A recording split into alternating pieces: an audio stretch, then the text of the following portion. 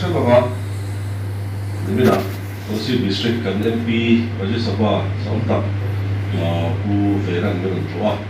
Tuna kan Sona, In Sona, Ka, Ku Verapon, Veran Sontakin, Min Sota, Iswan, Sanako, Kanipea, Amaro Chu, Nimina kan Ku Ina Min So. Nang nila min sona tello, wala min so chu akhe su sa ka India kal selnge ina eka nebela ka chot tu na ero ka chot min so tello ba chu han soi do dina moi te aram tan pang tan at ho sa thin kan nia ni ko ki man ta chu ni ko mi lo wa man mo tu lo na hi mo chu an ready effect to in to ka lo mai ka to wa chu ba so rin cái món đi lông bằng khăm lông này tham sọc về tàu là căn cứ theo cái sản xuất lấy được phòng thủ hi thủy được theo cái này so vậy thì so history là cái sự này rồi đó là cái này khăm lông phía sọc tàu là ý nên chỉ là cái sự khan sáng đi sọc đi cái này thung số trong khan policy district đi cái sự đó là policy district số hiện kan commissioner district magistrate report hiện provocation order hi akha to in aswo thini chu promulgation order chu policy district chuga dalu makruwa drive service arakana phulu le transport le paltang halona promulgation order along so sam body this one nikum sa he so bali June April June so chang khan hasek growers day violent growers day so kan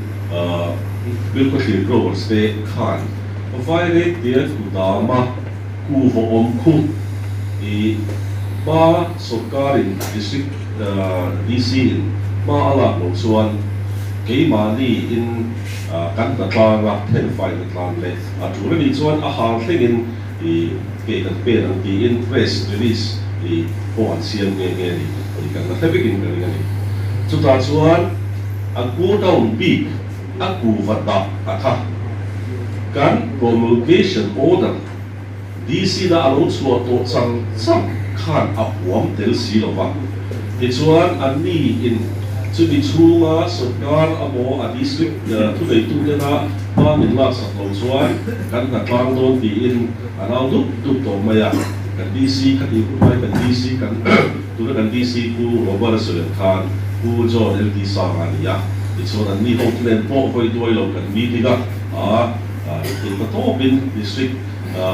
ho tu ten ba kan lo la kan mi lo ka sham ro lo ka ta fi su kan ye ni so in shit hian tam tu ra chuan prohibitory order ka ku dan ku va a chu o ma kha a huam lo kan prohibitory order chuan ku va kan man phi na chu transportation policy district on pangtlang ho chi kha a huam hri ni ti chuan DC ka ti hulai kan DC chuan ka tia ku va growers te ina na sa ka min don ta ka kan SDO civil violence le SDO civil violence te chu alangin le kha athona SDPO te chok ne policy SDPO le SDPO violence te ne violence civil subdivision le violence civil subdivision a ku va om song go da om song tu go da nge ni tu ku va nge ni khoi ve an chen na khoi ve nga mi nge ni local nge ni ai zona mi khang zong so ka performa fel tak siamin kha ku va go da chi shang by the bill om te violent te area subdivision om te kha exercise tu khan June so kan to lampang la khanin order atetani district office district magistrate office training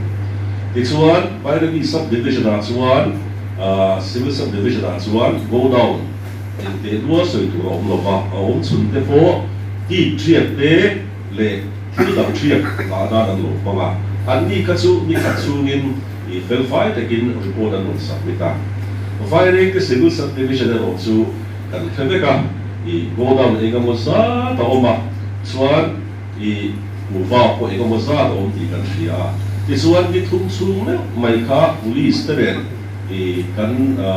SDPO lampang te kan SU civil kai foi nei ma an la ni exercise how tak sia chu min hriat pui thei dan tu chu voi da pon ani na taka chuan kan lu tanga kan chia don in dia kala khare kong kha kan hom pa kha ama ro chu kan lu ta chenga a chia lampang ka chu a how tak sia po in bu vek mutria enga mozat le nikhat sopa a chia the ani lo sia po in hriani khilai ku dam lot po kha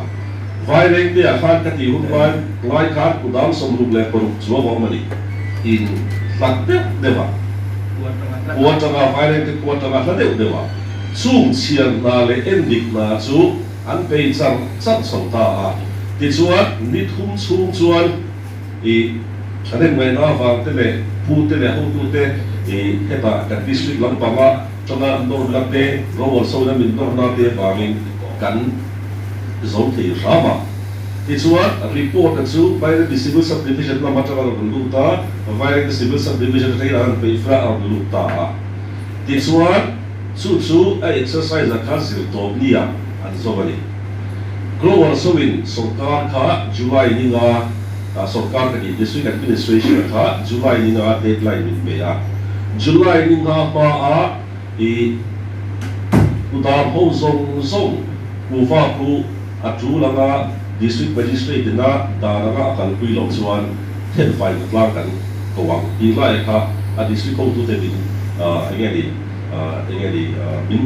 ron kan be na kha ani ta ni te chuan sir top ni atla a chuan Indian ni tla Sunday tla chuan thotan ni district magistrate chuan promulgation order prohibitory order kuwa go down atu langa criminal complaint submit adi thena turin promulgation order kha aswatani ama ro chu kha kan ble te so banga district magistrate nên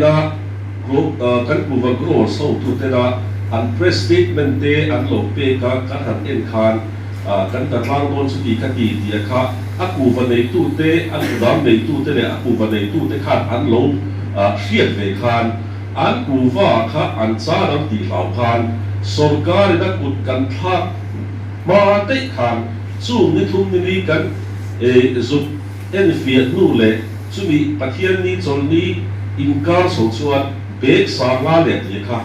an mani kudama chang chuan an mani anei tu nei khan an lo ral parani sarkarin district magistrate kut kan la thak man lo chu achiang ti chuan chu mi thong chu kan hriat vele district magistrate chuan promulgation order achwa pa in kudam zong police te da sil turin thu aron ti suama ti chuan a bo nuwa chuan kan kha ko ve kan ni chu wang chuan dan lova thil nima sela dan ala kan chet ma in kuwa go down na bek sa na chuwa chu kuwa go down nei tu te chu a thena zan te chu a kuwa nei tu te poni thowa go down nei tu te chu mi san mi ta ho in an mani kuwa an lo ta te pon nuala chu wang chuan prohibitory order promulgation order kan issue ma khan growers so te da an kuwa an hal sa ka mo an pai sak lau khan go down ega moza ta mi kha bek sa ka chu na kha an lo fran ta ni ti chuan promulgation order chu chuak la seal tu le kal thamak turin DC tagin thuron chuak ta ni ti chuan in soikana dik zer case register tu khan FIR ru ta ni amaro chu kan hriat tu chu FIR arun du re hian anei tu ten ka kuwa abo chu bi khabi chu abo an ti te ani lo chuan FIR hi case siang nge tu ani ti kha ani chuang le lo ba chu bang chu inquiry stage kan ba kuwa lo fal tu zong po ke ma office ka ko fe ka ni an mani pot ani dak mit fek osa global so de kan lawa sarkar kan law ko ka min ti riral sa kan lawa chumi in cái bao giờ cần lo invest to cần lo save gần to chú van chuan tu po tlom po soi thì lo vin khá khá cần lo phải đi ăn tiền cái này là cũng được là anh làm khá thì khá là phi cái gì à cho cái document du khá bị bẹt cái chuột sa cái lòng cái này là cho cần cần Hello,